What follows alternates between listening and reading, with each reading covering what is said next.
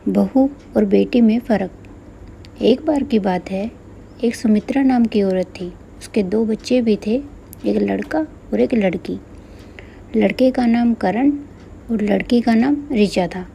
लड़के की शादी कर दी और खुशी से घर में बहू ले आई। मगर जितनी खुशी से बहू को लेकर आई थी, उतनी खुशी से उसे रखती नहीं थी। बहू का नाम पूनम था। एक दिन की बात है, उसकी बहू घर का काम कर रही थी। वैसे तो सब काम ही हो गया था, थोड़ा सा काम रहता था। तो उसकी सास ने उसे आकर बोला, 10 बज गए हैं, अभी तक सारा काम पड़ा है। कितनी बार बोला है, सुबह 5 बजे उठाकर काम किया कर, काम चोरी की भी हद होती है। बहू तो पूनम ने कहा, माँ जी, रात को काम करते करते लेट हो गया था, इसीलिए आज थोड़ा सा लेट हो गई। माँ जी, पूनम की सास बोली, इतनी भी नाजुक मत बन बहू, मैंने भी घर संभाला है। सुबह 5 बजे उठती थी और जबकि रात को सारा काम करके 2 बजे सोया करती थी। कभी कोई नखरा नहीं किया। इतनी छूट देने के बाद भी तेरे इतने ड्रामे। इतने में पूनम की ननद उठ कर आती है। क्या हुआ मम्मी, सुबह सुबह इतना क्यों चिल्ला रही हो? अरे, मेरा बच्चा उठ गया। मम्मी, रात को पार्टी से आने में लेट हो गई थी, इसलिए उठने में लेट हो गया। कोई बात नहीं बेटी। और फिर पूनम को गुस्से से बोली, यहाँ खड़ी खड़ी हमारा मुंह क्या देख रही है? जा, ऋचा के लिए चाय नाश्ता लेकर आ। तुझे पता नहीं ये सो के उठी है? तो पूनम कहती है, लाई माँ जी। ऐसा कहकर पूनम चली जाती है और ऋचा के लिए नाश्ता लेकर आती है। कुछ दिन बाद पूनम अपने किसी रिश्तेदार की शादी में जाने को कहती है। तो पूनम की सास बोली, शादी तो रात को होगी ना? तो पूनम बोली, हाँ माँ जी, पर करण मेरे साथ जा रहे हैं। पूनम की सास बोली, अरे, करण का क्यों टाइम वेस्ट कर रही हो? आधी रात को तो तुम घर आओगे और फिर वो सुबह ऑफिस नहीं जा पाएगा। तो पूनम कहती है, तो ठीक है माँ जी, मैं अकेली चली जाती हूँ, रात को वहीं रुक जाऊँगी। तो पूनम की सास कहती है, लो जी, मैडम ने तो सब पहले से ही डिसाइड कर रखा है, तो फिर मुझसे पूछने का दिखावा ही क्यों कर रही हो बहू? तो सुनो, कोई कहीं नहीं जा रहा, घर पर ही रहो, समझी? इतने में ऋचा आती है। अच्छा मम्मी, मैं जा रही हूँ। तो ऋचा की माँ पूछती है, कहाँ जा रही हो? तो ऋचा कहती है, मम्मी, आपको बताया तो था कि दोस्त का जन्मदिन है, वो क्लब में पार्टी दे रहा है। ऋचा की माँ, पहले तो तुमने बताया नहीं। ऋचा बोली, अरे मम्मी, आप कितने सवाल करती हो, और आप मेरा वेट मत करना, मैं रात को लेट हो जाऊंगी, इसीलिए मैं अपनी दोस्त रितु के घर रुक जाऊंगी और सुबह आ जाऊंगी मम्मी। और फिर ऋचा की मम्मी कहती है, चलो ठीक है बेटा, जाओ एंजॉय करो। इतना कहते ही ऋचा चली जाती है। और फिर पूनम की सास पूनम को कहती है, अब तुझे क्या साफ सूंघ गया? ऐसे क्या देख रही हो मुझे?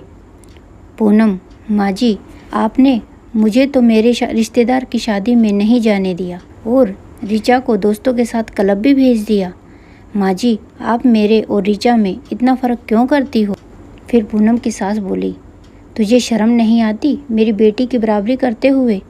तेरे में और मेरी बेटी में ज़मीन आसमान का फ़र्क है। तो फिर पूनम कहती है, तो माँ जी, आपका मतलब है कि शादी के बाद एक जिंदा लाश बनकर रहना चाहिए?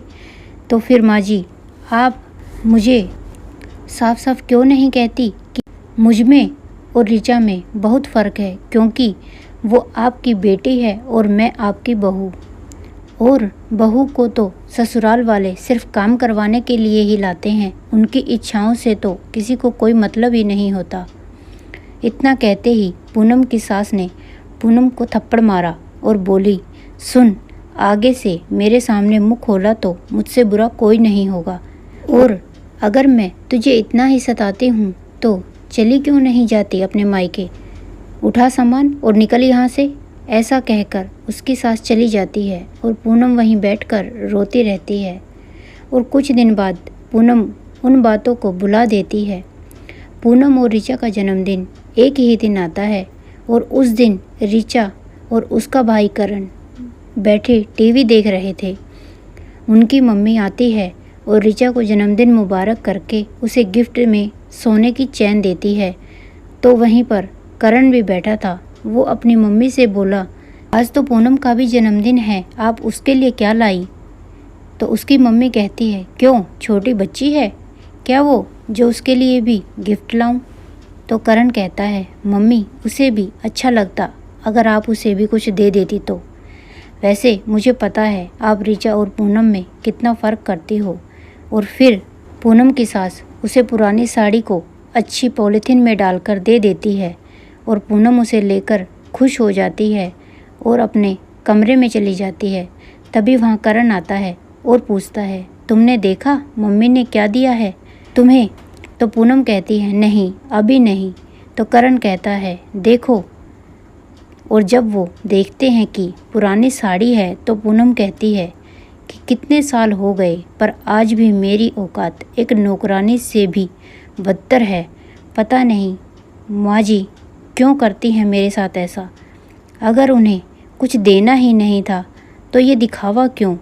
और एक दिन पूनम के मायके से फ़ोन आता है, उसकी मम्मी की तबीयत बहुत ख़राब है, उसे ज़रूरी बुलाया था।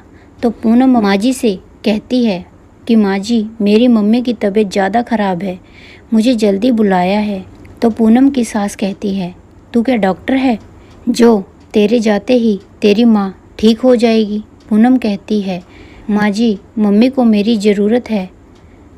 बहू बहाने मत बना, सीधी सीधी बोलना कि मम्मी के घर जाकर टाइम पास करना है। माँ जी मैं सच बोल रही हूँ, मेरा यकीन कीजिए। इतने में ऋचा आती है, मम्मी जी मैं चलती हूँ। तो ऋचा की मम्मी कहती है, कहाँ जा रही हो? तो ऋचा कहती है, मम्मी आपको बताया तो था कॉलेज का ट्रिप है, गोवा घूमने जा रही हूँ।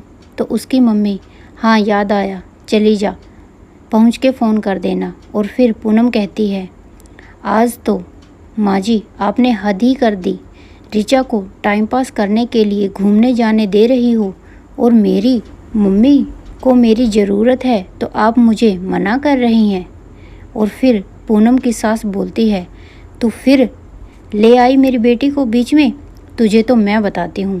ऐसा कहकर वो पूनम पर हाथ उठाती है पर उसका पैर फिसल जाता है और वो गिर जाती है।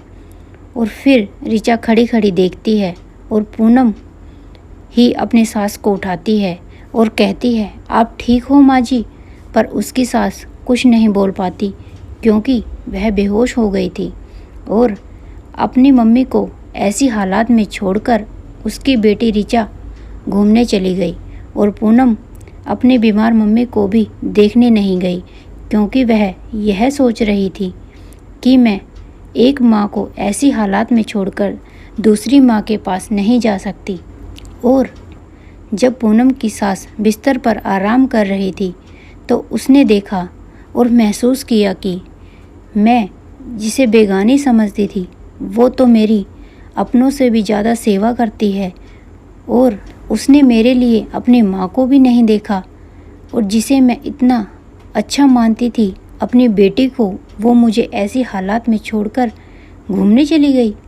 और ये सब सोचकर उसने अपनी बहू को बुलाया और बोली, मुझे माफ़ कर दो बेटी, मैंने तुझे हमेशा बेगानी समझा है और हमेशा तेरे साथ गलत व्यवहार किया है। तो पूनम कहती है, नहीं माँ जी आप मुझसे माफ़ी मत मांगो, आप तो मेरी माँ हो और माँ बच्चों से माफ़ी नहीं मांगा करती। और जब ऋचा घूम कर घर आई तो वो अपनी मम्मी के पास बैठ गई और अपनी भाभी को आवाज़ दी, भाभी एक कप चाय बना दो।